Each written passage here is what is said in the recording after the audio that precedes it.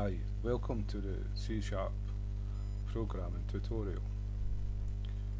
The last tutorial we looked at abstract classes, and the one before that we looked at inheritance, and what we're looking at is like polymorphism, and today we're going to look at interface. Now, if anyone knows Java has like extends keyword for a class and implements keyword for a class. Well, interface you could say is similar to extends because you can do more than one of them. Well, extends you can only do one, and that's the rules of Java. And the same as C#, you can only inherit once. And so with abstract and inheritance concrete classes, you can only do that once, but with the interface you can do it as many times as you want. You don't need to do it, and if you want to do it you can do it like 1,000,000 times if you want, 1,000 times, just once if you want it. And you can also do it with an inheritance abstract or concrete class, but just one of them. And so what I've done is I've created two interfaces, this one here. And how you create an interface is where you normally have the keyword class, you put in the keyword interface and it becomes an interface. And I've got another one here, and it's again the keyword interface. Now the difference between abstract and interface is with an interface you don't give any code at all in the methods in the interface. In an abstract you can partially give so much information and allow the user to implement the other parts. Well, interface you don't, it's just a a skeleton structure, like an agreement from all applications that use these interfaces. They're going to use the same rules, so that I'm writing one application and I use the same interfaces as other people writing other applications. So if one of them went to see my code, they would know the structure of the interface. So they wouldn't have to try to work out, oh, where's this going here and what part's this and how does that fit into that, because I've created a completely different world for them. It's all based on the same rules, a sort of contract, an agreement to follow a certain path. So they can instantly break it down into the different parts because they used of that used to that interface. So it makes it easier for a company if they're using interfaces for different applications. But once the interface is made, you can't change that interface. If you want to change it, you need to create a new interface and implement that interface with the software packages that you're using. Now with the abstract, know that is different. The abstract is that you can have you can change things, and you can have normal methods as well as abstract methods. Well, the interface you can only have interface methods. And so what I'm going to do is I'm going to show you. I've created them two. I showed you how to create them. One method in here, and I've not got access modifier like public there, because you don't do that with an interface. It's the derived class, when it implements it, puts the access onto the method. So if it's going to be public, the derived class will make it public. And this interface here, it's got 3 different methods.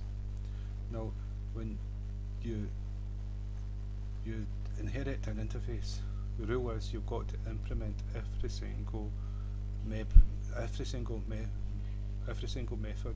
in that interface.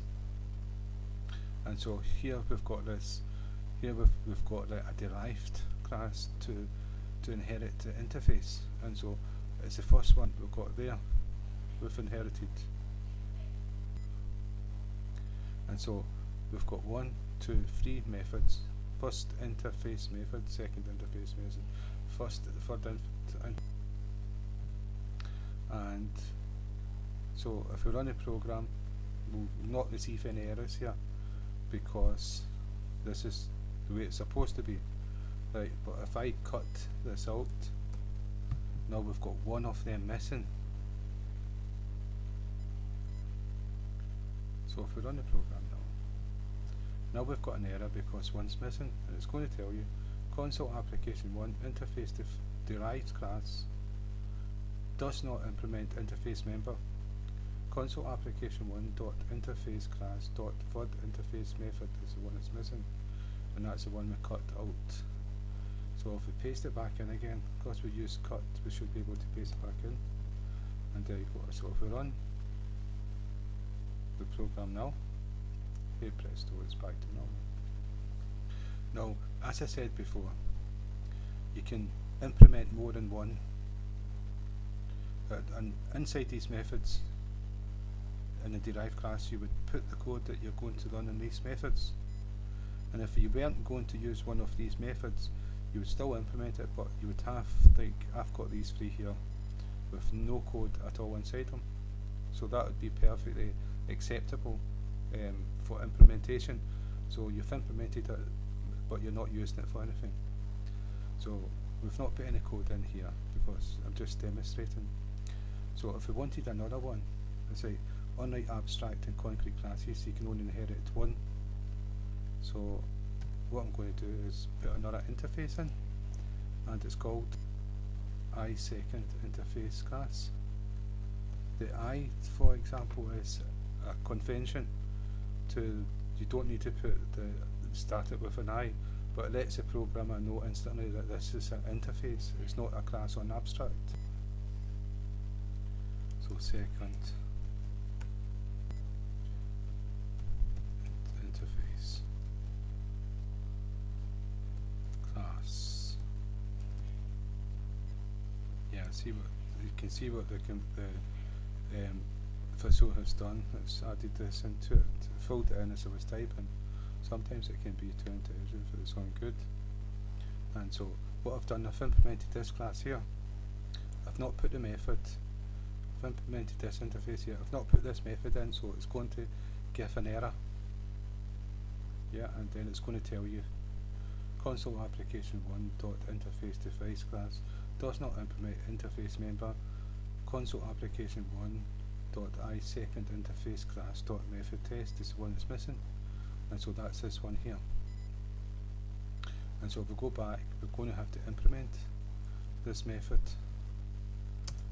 and so public, we're going to make it public. This is where we declare it. It's a void method, does not return anything, and it's called method test, and 2 brackets, and we need the braces. Just, it's happy once we've got the start brace and the end brace that we've got code. We've implemented it with code, though we've not put any code in, so it's happy. And if we run it, hey presto, it's happy with that, everything's okay. So what we could do is we could put one interface class here, an interface here, as many as we want. We could just put lots of interfaces, as many as we want, but we would have to implement every single method that's in every single one of these. That's the key to it. And so what we've not done is we've not, you used the main, what we've done is the abstract class from the last tutorial, and so I'm going to take that away, delete it, and so I'll need to delete this as well because it doesn't recognise it. And what I'm going to do is we cannot create an object of the interface. That's this one and that one. You cannot make an instance of it, but you can from a derived class which inherits these. And so when we go back to main, what we do is we type in the name interface derived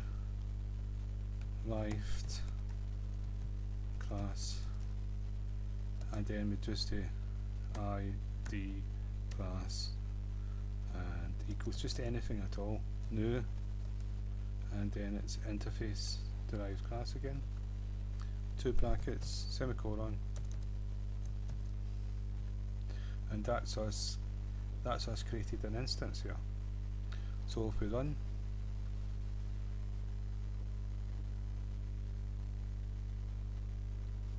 it's taking its time, but you can see it's perfectly happy. We've instanced the derived class and we've got access to these interfaces. So what I'm going to do here is I'm going to return,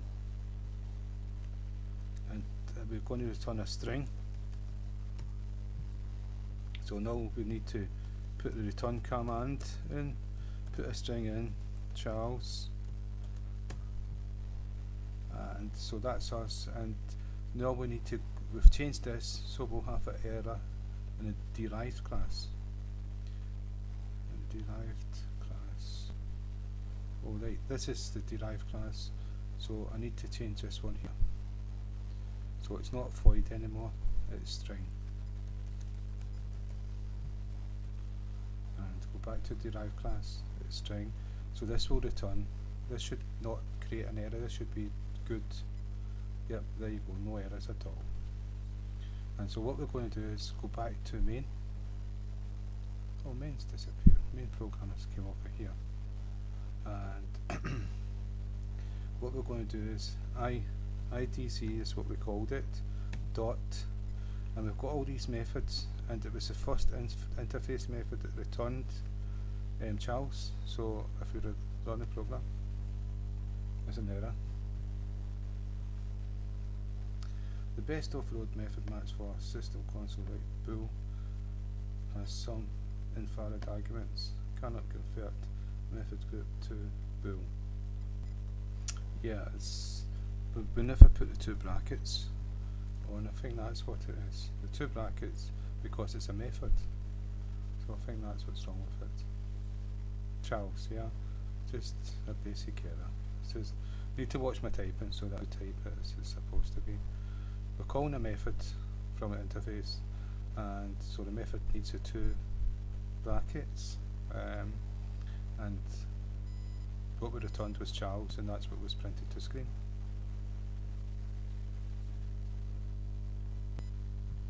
So that's us covered interfaces. So what I'm going to do now is I'm going to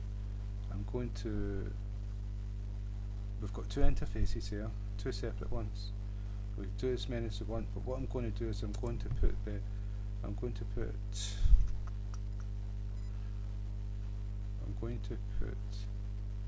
let's see, what can I do? Derived class, abstract class. We'll see if we can put abstract class.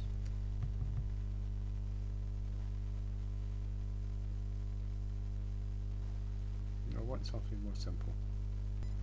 Yeah, what I'm going to put is I'm going to put this one here, the derived abstract class, which inherits abstract, and I'm going to put it into,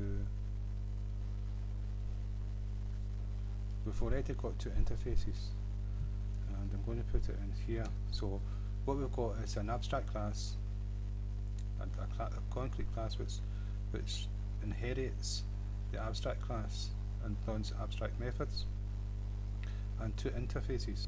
So remember, the rule is that you can only inherit one class, one abstract or one concrete class. But as you can see, with interfaces you can do as many as you want, plus one of them. And so if I run the program, you're going to see that there's no errors. And so that's interface. So I hope that's been of some use, and again, thank you for your time.